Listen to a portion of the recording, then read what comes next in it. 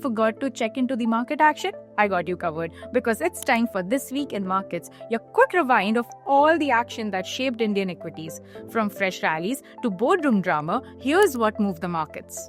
The Sensex closed higher on Friday, up 328 points or 0.4%, and the Nifty 50 ended at 25,285, gaining 103 points or 0.41%. Both indices climbed around 1.5% for the week, marking a new weekly high, a clear proof that bullish sentiment still holds strong. Tata stocks dominated headlines this week as a boardroom rift within the Tata Trusts came under the government's radar. Amit Shah and Nirmala Sitharaman met senior Tata leaders, including Noel Tata and N. Chandrasekharan, urging them to resolve internal disputes over governance, trustee appointments, and funding approvals. Meanwhile, TCS and Tata Elxsi reported weaker Q2 numbers, dragging the group's IT stocks lower, while Tata Communication stood out as the lone gainer. Pharma stocks were also on a roll, thanks to the US Biosecure Act, which aims to cut down America's dependence on Chinese suppliers. This shift could open big doors for Indian drug makers, and the markets loved it. Divi's Labs surged,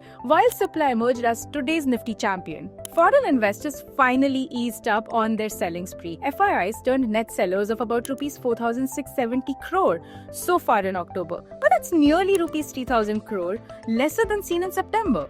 The once ruthless selling machine seems to slow down, at least for now. And here's a surprise. SpiceJet soared 7.5% in today's session after adding 3 new aircraft and expanding routes just in time for the festive rush. Looks like this low-cost carrier's wings are spreading again. That's it for now. Which stocks or sectors do you think will lead the rally next week?